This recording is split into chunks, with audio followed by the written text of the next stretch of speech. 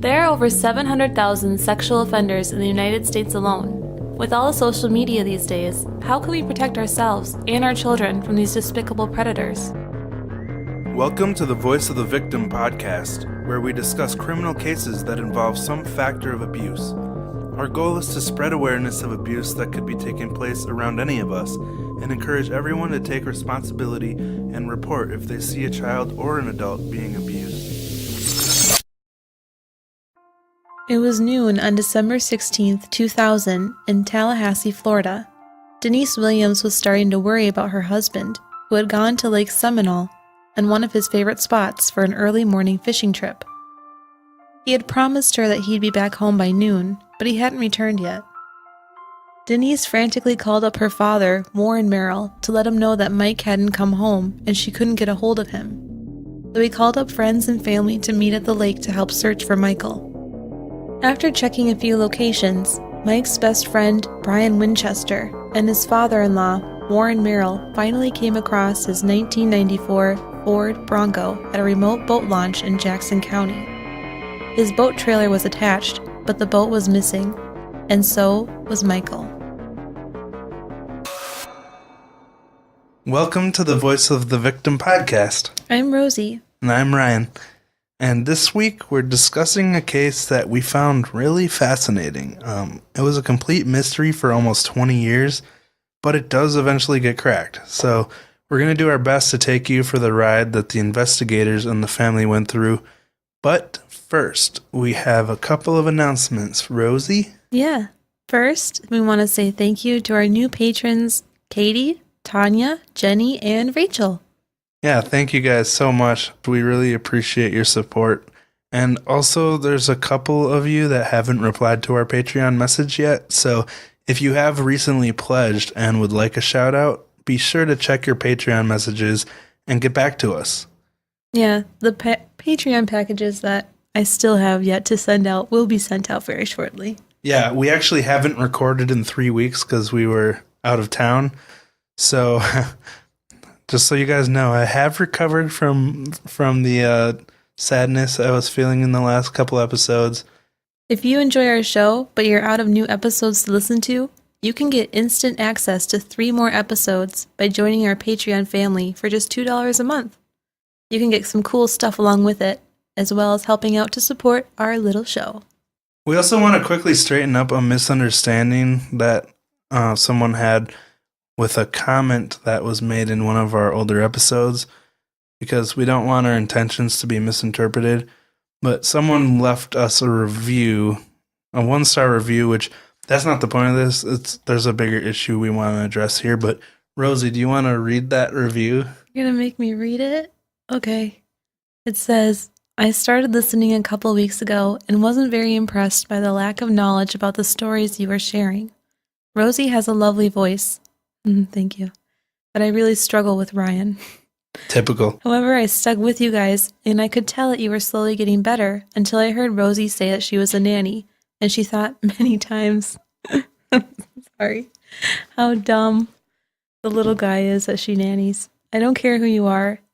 You never call a child dumb, and if you do it on here, I just wonder what you do to him in person. Seriously, that is just wrong. I'll move on now. Bye. Oh.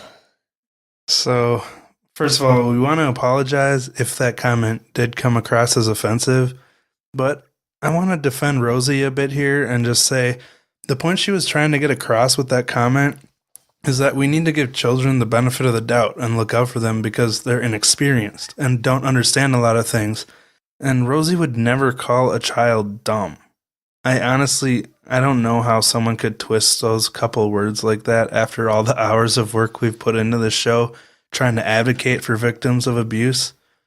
But if you are able to completely ignore the context of an off-the-cuff comment like that and assert that it makes Rosie capable of worse things, then this show is obviously not right for you anyway. So, that said, we will try to be more careful about our wording because we really don't want to offend anyone.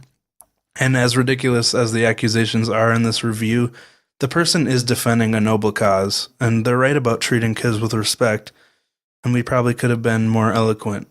Just remember, we're a couple of stupid kids trying to support a cause we're passionate about, and we're not claiming to be professionals or experts. So, Rosie, do you have any thoughts you'd like to add to that? Well, I never would call my kids dumb. It's just something I think in my little noggin Well, yeah, and they're trying to correct me about something that they don't know anything about. and yeah, and you didn't mean like they're dumb. No, Like I didn't. So, you were, like I just said, you just meant that they don't have the experience that And they adults have. aren't able of making decisions that adults can make. Yeah, and you were saying it in defense of children, like we need to protect them, and we can't hold them as responsible for stuff. And anyway, if you're listening to this, you know where we're coming from. I'm scared even talking about it. With all that out of the way, before we dive into the disappearance we shared in the intro, let's talk a bit about who Mike and Denise Williams are. Well, Jerry Michael Williams was 31 years old in December of 2000. Yeah, so Michael is his middle name, but that's what people called him, so we will too. He had a successful career, working for Ketchum real estate appraisers, and was overall a pretty stable man. His wife, Denise, had been his high school sweetheart. Yeah, they had dated since the 9th grade, so they'd been together a long time. Oh, it sounds like us. Aww. The day that Michael went missing, they actually had plans to celebrate their 6th wedding anniversary at the Gibson Inn in... Apalachicola? Nice. Oh, sorry, I should have let you mispronounce it first. No. But Apalachicola is a city on the southern coast of Florida between Tallahassee and Panama City. There's actually a park and wildlife reserve there, so between that and the duck hunting, they seem like a pretty adventurous and outdoorsy couple. That sounds really fun, except for the duck hunting part. They planned on visiting a little bed and breakfast in the area and just kicking back and relaxing for the weekend. They had a 1-year-old daughter at the time named Ansley. Mike was the main breadwinner, so Denise didn't have to work and could focus on raising Ansley. The family saw Mike and Denise as the perfect couple, and they adored each other. Michael also loved hunting. He would look for any opportunity he could find to hunt, even if he had to sit by himself on his boat. Yeah, it was his passion and his hobby. Most of us can relate to that. We need to get a break from our day jobs and just relax doing what we love. Yeah, I've been squirrel hunting. It's great. Like 20 years ago? Yeah. They were also best friends with their fellow high school sweethearts, Brian and Kathy Winchester, and they had a son around the same time Denise gave birth to Ansley. So the two couples had all been best friends in high school and both had married their high school sweethearts. Aww. It's kind of cute, huh? Mm-hmm. But now, let's get back to the disappearance and what happened after they found Mike's truck. Okay. Well, after they found Mike's truck, Warren and Brian continued to search for him, and Warren called the FWC, or Florida Fish and Wildlife Conservation Commission, to report him missing. Yeah, the first responding officers showed up within 10 minutes. Not bad at all. They brought in a helicopter to aid in the search effort, but thanks to a cold front, the chopper couldn't begin the search until 9 p.m. A cold front? Like, how cold is it? Well, Florida cold. And also, since it was December, sunset was probably around like 4:30, so this was long after dark, 9 p.m., and visibility was extremely limited.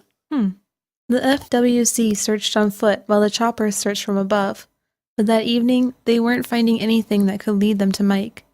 Brian had also called his father, Marcus Winchester, to help with the search.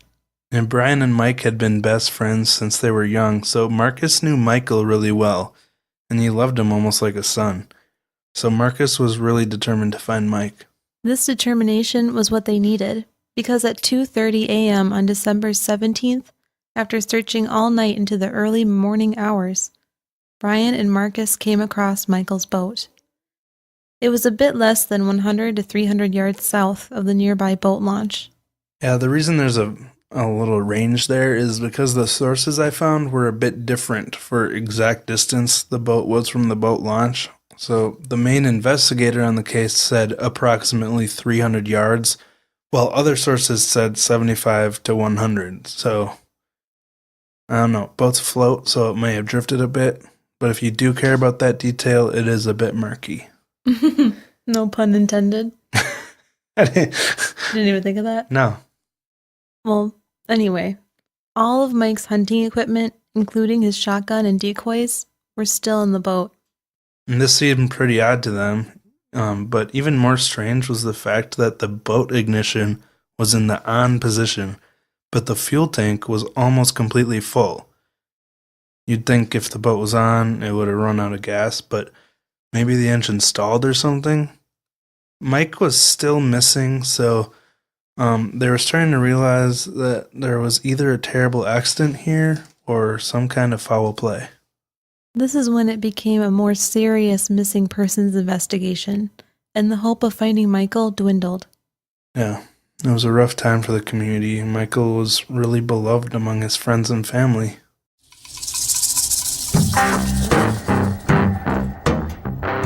Are your friends tired of hearing you talk about serial killers? While you're at a dinner party, have you randomly blurted out the odds of being murdered by a complete stranger? Does Netflix only recommend documentaries on true crime and murder? If you've answered yes to one or more of these questions, Come over and sit at our friends' table. I'm Cam, And I'm Jen. and we are the co-host of our true crime podcast. And you can listen to us every Wednesday wherever you download your podcasts. See you on Wednesday. Oh, bye-bye. Love ya.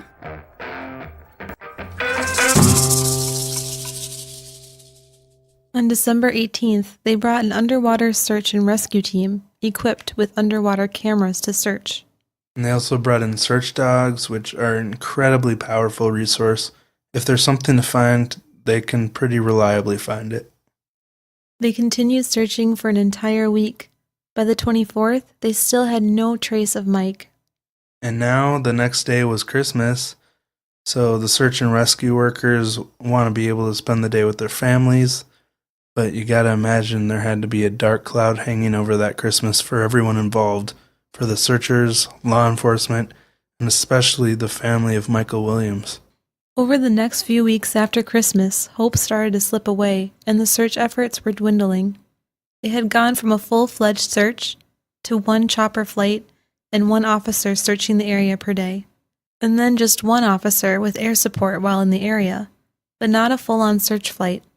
On February 11th, 2001, after 44 days of searching, the efforts were finally called off, and the FWC concluded, "For now, Jerry Michael Williams is still missing." That day, there was a memorial service held for Michael at the Bradfordville Baptist Church.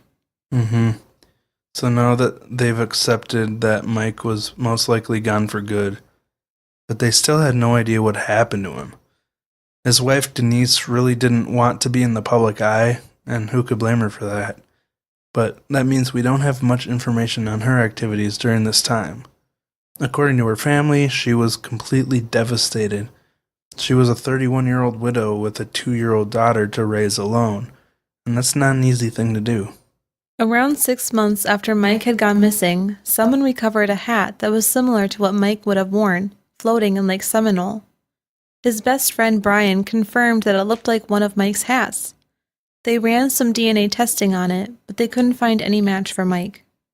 And I think this is kind of weird because you'd think after floating in water for weeks and being exposed to the elements, I mean, this is 6 months later. The trace DNA that would be on a hat would probably be destroyed, so I wouldn't write that off completely at this point. Yeah, I guess so. But maybe they were looking for, hairs stuck in the rim or something. Well, yeah, but like I said, it was floating in a river for 6 months, so... True. Okay. A bit later, they also found waders that were just like the ones Mike would have worn. What are waders? Like rubber pants. Oh, the overall things? Yeah. Okay. It was assumed that they belonged to him, but these discoveries didn't answer any of their questions. Then they found his hunting jacket, with his flashlight and hunting license inside. Shortly after these things were discovered, on June 29th, 2001, Denise had been missing her husband for over 6 months. She finally requested that her husband be declared dead by accidental drowning. Based on the items that they had recently found, the judge declared him legally dead. This would help Denise find closure and allow her to collect life insurance. Typically in Florida, a person has to be missing for 5 years before being declared dead. But Denise was probably suffering financially after losing her husband, and she really needed money to care for her 2-year-old daughter. So the evidence they found was enough to make it happen, I guess. Yeah, it makes sense. She needs the money to keep her and her daughter afloat. Mm-hmm. Michael had 2 life insurance policies, totaling over $2 million. Wow, that's a lot. Uh-huh. Seems like a really nice guy to be so well prepared for unexpected circumstances like this. And $2 million should really help his wife and child stay cared for in case of an event. Mike's mother was actually shocked to hear that he had been declared dead. She didn't want to accept that yet. The investigators really had no idea what had happened to Michael, but they had a theory about what was most likely, given what they could find. Being in Florida, there were many wild alligators in the area, and it seemed like the most likely thing that could have happened was that Michael had somehow fallen off his boat in a freak accident, then was pulled underwater by the weight of his rubber waders and gotten killed and eaten by alligators. So, I mean, this makes sense. This should be the end of our story, right? Mike died in some freak accident. Gators can be pretty vicious, especially when they're hungry. I don't know. I have no idea. I mean, they're described as lurkers, so they'll sit in one spot, and if they see an opportunity, they'll just use their tail to propel to it. They are and alligators. Just instantly take it. They are dinosaurs. That's what I meant to say. According to Robert California. Yeah. But that's not the end of our story. Michael's mother, Cheryl Ann Williams, was having a hard time accepting this as what happened to her son. Tears streamed from her eyes as she told reporters, "I don't have a body. I don't have anything to tell me what happened to my son." Yeah, this was heartbreaking to watch. Thinking about the frustration I would feel if you or somebody I loved suddenly went missing and there was no real evidence of what happened. It sounds so frustrating. And despite this, it did sound like a good theory. I can totally understand where the mom's coming from. I mean, it usually takes 5 years to declare someone dead. Mm-hmm. Wow. And the life insurance policies were completely to Denise. Mm-hmm. None of the rest of the family got anything. The first responding investigator had no other suspicions after arriving at the scene. He was convinced that Mike had fallen in the water and had been attacked by gators after being pulled under by his rubber wader pants. But given the evidence, or lack of evidence, there were a couple details that Mike's family and other interested people just couldn't get past. First of all, Mike's waders and jacket had been found completely intact. No trace of his body were found in them. Yeah, because you'd assume that being attacked by alligators would tear up your clothes a bit. Yeah. Especially if an entire human had been consumed. And there would probably be parts of the person that the gator couldn't get out of the waders, you know? Like, not to be disgusting, but his feet would probably still be in there, you know? I guess so, yeah. Unless he took them off when he was trying to swim away. But on this topic, that led to another hole in this theory. Alligators don't eat entire humans. Now, it does make sense that Michael could have fallen into the water and been instantly attacked by a gator.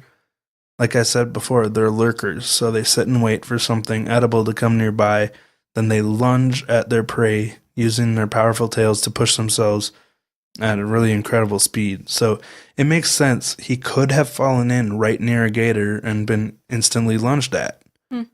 But according to howstuffworks.com, alligators typically eat small prey like fish, turtles, frogs, birds, or small mammals.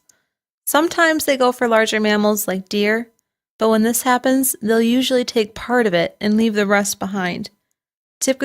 Typically, there are always parts found after a confirmed alligator attack.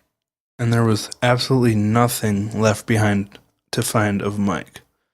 And if he was lunged at, he wouldn't have had time to shed his waders and jacket before being eaten, most likely. But this too could be explained away. There could have been multiple gators. And this was 6 months after the initial search, so smaller fish could have finished off the leftovers. But gators are not exactly gentle creatures, and it's not likely they would have attacked him without shredding his clothes. I mean, his shirt was found completely intact, so. That is very strange. But at the same time, I would think if someone was trying to set this up, wouldn't they try to shred the clothes to make it look suspicious? You'd think so, unless they're just a total bumblebutt. You would bumblebutt. You would think that. It's also a bit suspicious that they didn't find these clothes during the initial search while there were dogs and underwater cameras. Why would this stuff suddenly surface 6 months later?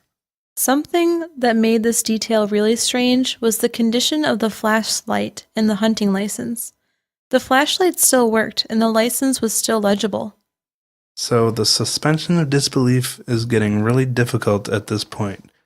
How could these items be in such pristine condition after 6 months underwater and in the elements? It was really starting to seem like someone was planting these items intentionally to be found. Or maybe the alligator had OCD. That is very true. I didn't think of it. Thank you. There was one more detail about the weather that day that Mike's mother couldn't let go. There was a cold front. Yes, remember, this was during the Floridian winter, so it was relatively cold weather, and alligators don't eat in cold weather. I'm learning so much about alligators tonight. I know. Interesting. Also, according to howstuffworks.com, when it gets below 70 degrees Fahrenheit, alligators, they just stop eating. Yeah, they actually enter a state of brumation, which is similar to mammalian hibernation, but the main difference is that mammals sleep for long periods of time and don't drink or eat anything, but reptiles will just be dormant and still drink water to avoid dehydration.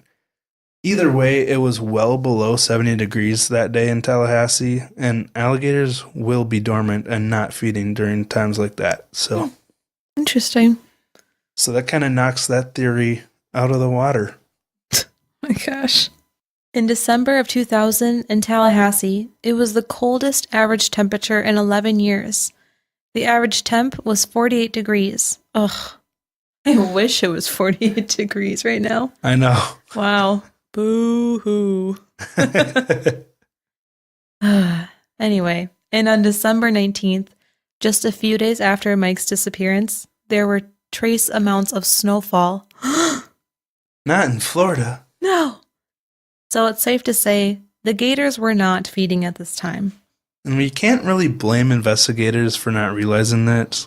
They're not trained in zoology or biology or herpetology, which I've recently learned. Herpes? Well, no. I've recently learned while researching this, herpetology is the branch of zoology that studies reptiles and amphibians. It's also not an unheard of thing for fishermen and hunters to drown while wearing waders, and alligators, being opportunist lurkers, will take advantage of that. But it just doesn't work for this particular time that Mike went missing because the details just don't line up. Cheryl, Mike's mother, suffered with frustration of these details not lining up for nearly 4 years. She was in turmoil. I mean, she didn't know what happened to her son, and she knew deep down that their current theory was completely implausible.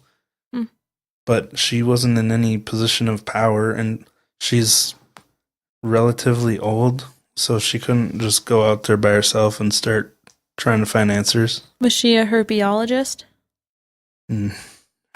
No. Okay. Whatever you want But to she call did it. have more knowledge of alligators than the investigators did.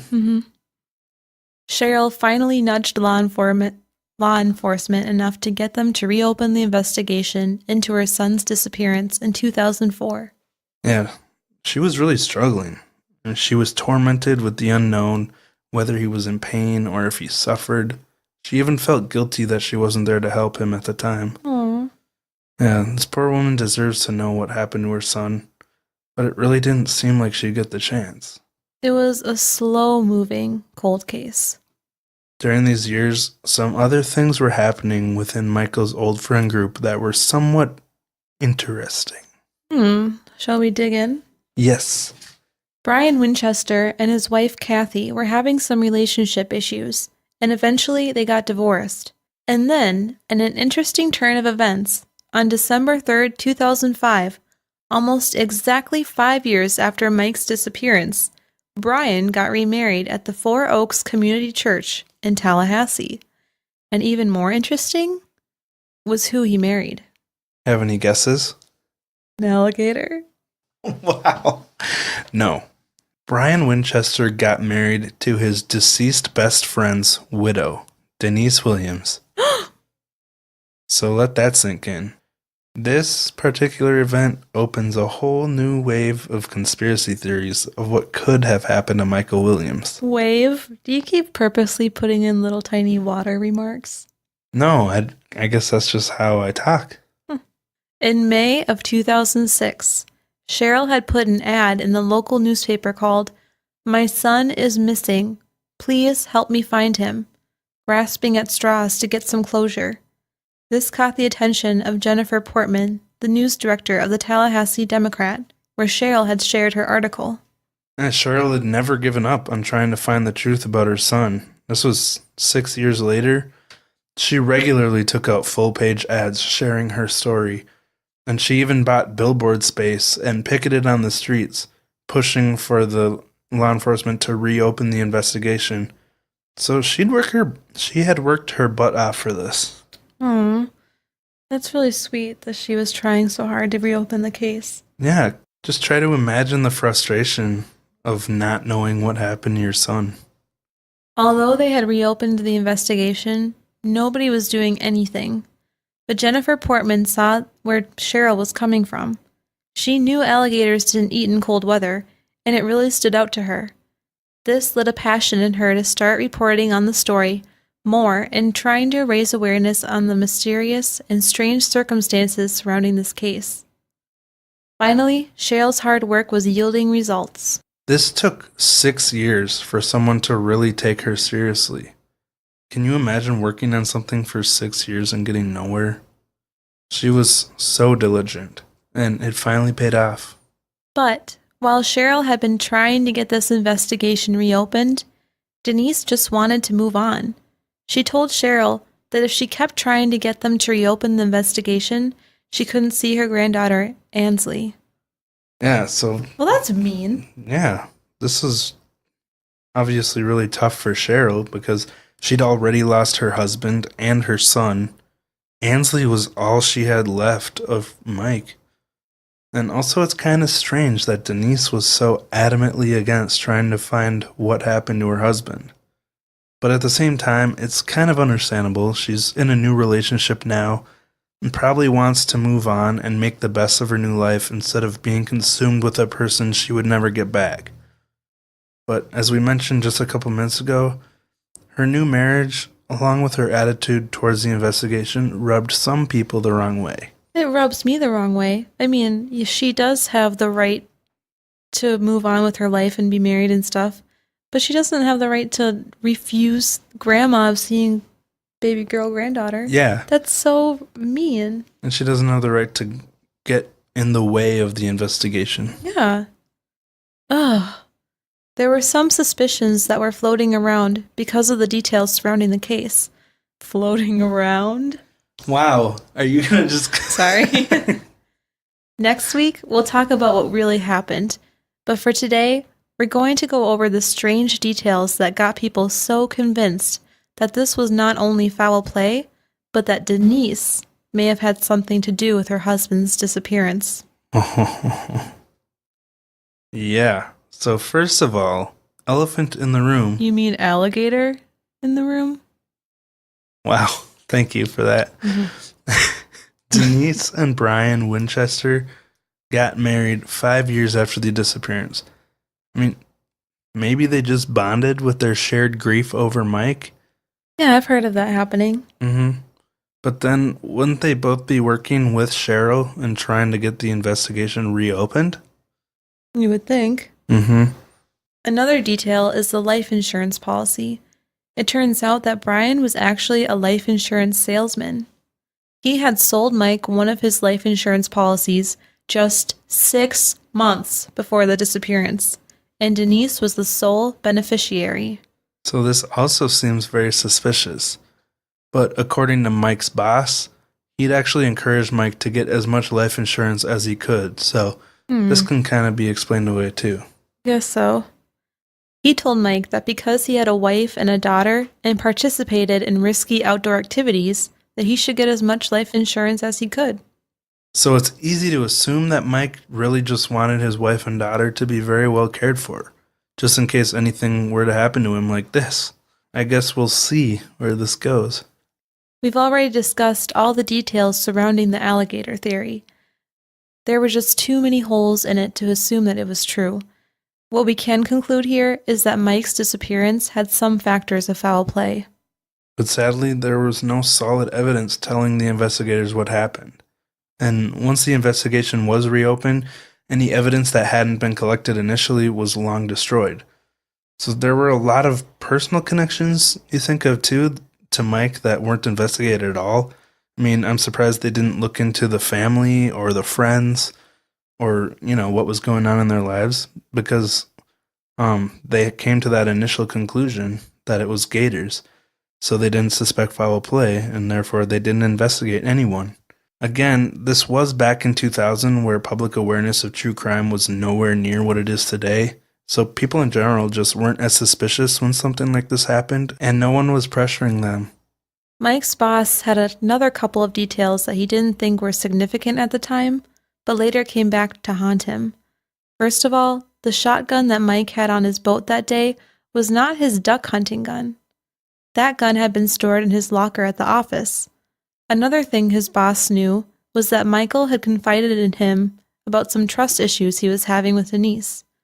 She had made some charges on their credit card that far exceeded their agreed-upon limit for credit charges, and he didn't know what they were for. Yeah, this was really bumming Mike out, so much so that he vented to his boss about it, so things weren't quite as perfect within the marriage as they appeared on the outside. Yeah, you get super mad at me if I did that. Yeah, I mean, any couple that's working with joint finances would be upset if their partner spent a bunch of money and they had no idea what it was for.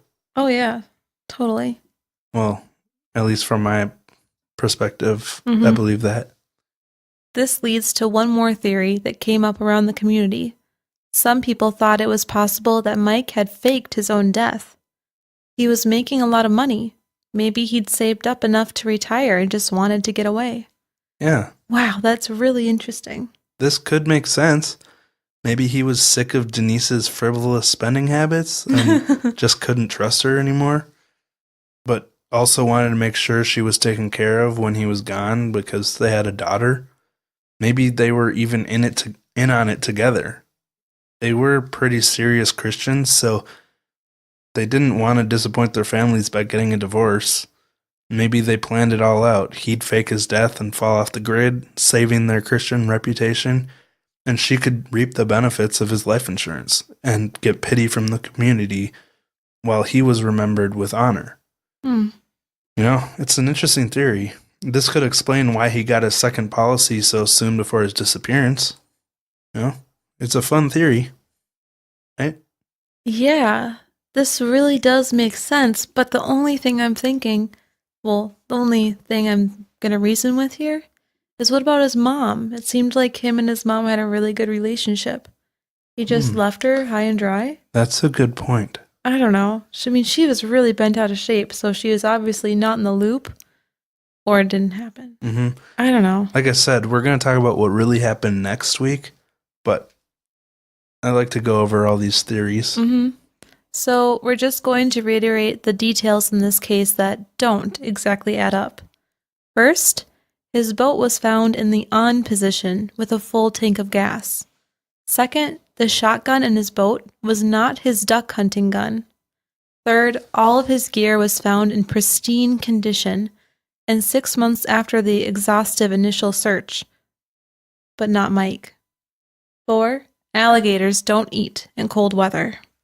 So those last two details are the ones that really get to me.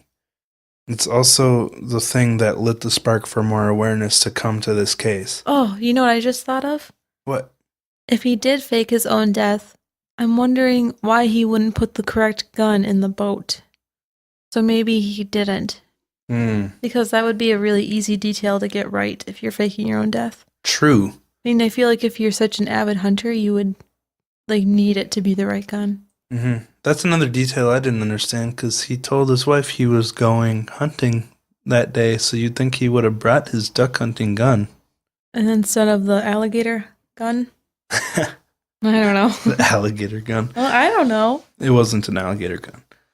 But anyways, these details did kind of spark up this case again because they're just so, they don't mesh. It's just so fascinating that whatever happened here was able to remain a mystery for almost 20 years. Because based on this obviously planted evidence, I'm just going to say it, this evidence was planted, they had to be a real bumblebutt to cover it up this poorly. Oh man, you love that new word, don't you? Yeah. But somehow, most likely because there was literally no investigation, whoever did this still got away with it for a long time. And if not for the efforts of Michael's mom, they may have never found out what happened. So that's why this case grabbed my attention. But it's amazing to see his mom's persistence here. She'd been writing to the governor actually pretty much daily, asking him to reopen the investigation. But it was tough because the crime scene was never secured, so they didn't have much to go on. Poor mama. Mm-hmm. Well, that's where we're going to pick back up next week. There will be a couple of interesting twists in this story that you may or may not see coming. Yep. We'll see how the river flows. Thank you. So, at the beginning of this episode, we shared a somewhat negative review, which we don't want to do often, but there was a pretty big issue within it that we wanted to address, so that's why we did that. But now we're at our review portion of the show where we're going to share a nice review. Yay! So, Rosie, would you like to share our nice review of the week? I would love to. This review comes from Apple Podcasts. Oopsies. I meant to say this review comes on Apple Podcasts. That's all right. From Itchy Ivy? I think it's Ike Ivy. Okay. I don't know. It's entitled, I'm picky about podcasts, but this is one of my favorites. It says, I typically don't like listening to podcasts with males speaking, but Ryan does have a great voice that complements Rosie's very well. Aww. They're both really good with the stories, and I really enjoy just listening to them and getting all this information. The listener interviews are so great, and I find these healing. I really appreciate this review because we actually never really planned on interviewing people when we started. In fact, we didn't even plan on podcasting until like 12 hours before our first episode dropped. And we kind of just stumbled into the interviews. I believe after we covered Shasta Groney, we started that because I really connected the dots while we were covering her case that these people we're talking about are real. And a lot of them are still around and struggling with life after what happened. And then shortly after that, Rosie shared her story, which had an amazing reaction from people that we really weren't expecting at all. We're still blown away by all the support and kind messages we've gotten, and we still get about how Rosie's episode has helped them personally. Haven't you found that? Yeah, I was blown away with all the support and emails and messages that we got about it. It was awesome. Yeah, so thank you guys so much for reaching out to us. I really started to feel like what we're talking about matters to people more than just us. And so we just keep trying to do better and better. But like with this week, we kind of veered away from abuse for a bit because abuse is a lot harder to talk about, for us at least, than a disappearance or other cases that are typically talked about. And we decided to talk about disappearance and wildlife. Sometimes we just need to let our brains recover. I mean, I still feel like I'm recovering emotionally from the Davidito Ricky Rodriguez case. So, yeah, we're just so grateful for everyone that spends an hour with us every week. And please don't ever shy away from reaching out to us if you feel impacted by an episode. because we love hearing from you. And Yeah. even if you do have an issue with something we said, like the person we talked about in the beginning, I'm sorry. no, it's all fine. It's fine. We'd much prefer that you reach out to us personally through our email if you have a problem with us, rather than writing an angry review, because we always try to reply calmly and kindly with an open mind, and we do take feedback to heart. So we'll most likely take what you say if you do it in a kind way and try to learn from it, instead of, because the reason reviews kind of suck because you just read them and then you can't say anything back to them. You have no idea who wrote them. So it's just kind of there. Like Justin Evans was talking about when he was on our show. You know? They're just kind of there. They're just there to hit you over the head with and publicly shame and make you cry a little bit. Yeah, but I guess it kind of balances out because we can still talk about it on the show. It's just that person's gone now, so they won't even hear it. Yep. But anyway, we've wasted enough time talking about that stupid review. So thank you so much. Ike Ivy is how I think it's. H-E-I-V. Yeah, just don't say HIV. It wasn't. Maybe that is what. Never mind. Anyways, we appreciate that so much. And we also have an announcement. We are going to be at the True Crime Podcast Festival in Chicago. It's on July 13th, 2019. So if you're going to be there, let us know so we can meet up. We're super excited, and we're even getting lanyards. Yeah. Well, that's what we hear.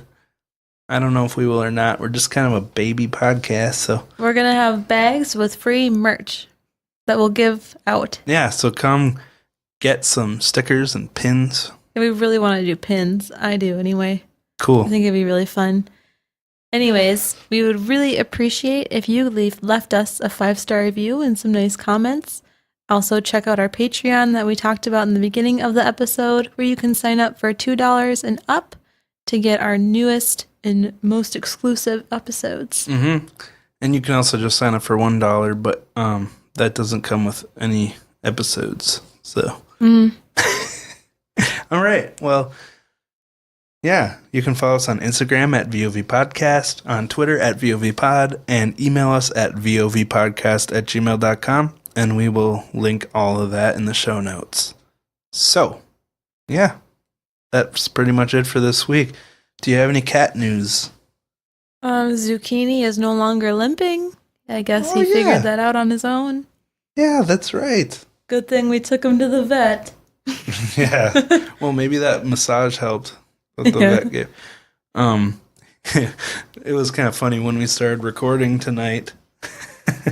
Burrito, the new kitten, as soon as Rosie started reading the intro, he jumped on her lap and like climbed between her face and the microphone with his loud little toy. And then we picked him up and threw him out in the. Well, we didn't throw him. Don't misquote us there. Nope. But Gently tossed. we put him outside of the room, but there's no door on our recording studio. So, like 2 minutes later, he comes in with an even louder toy and starts meowing because he likes to play fetch, which you can see on our Instagram.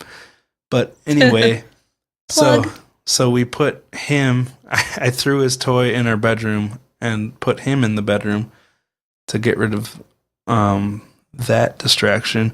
And then we sit down and start recording again, and Zucchini comes in out of nowhere, just crawls out of the woodwork and starts making noise, which we're trying to be a little bit more professional as we get more listeners, because, you know, some people don't want to hear cats meowing in the middle of a serious story, so we're trying to get rid of the background noise as much as we can. So anyway, we have them all in the bedroom now. But that was just our fun little cat story for the day. Yeah, we're still recovering and transitioning from being out of town for a little while. Yeah. At least I am.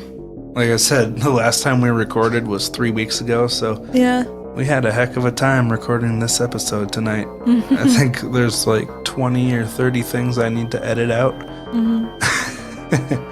But anyway, yeah, thank you so much for listening. We appreciate it a lot, and we will talk to you next week. All right. Bye, guys.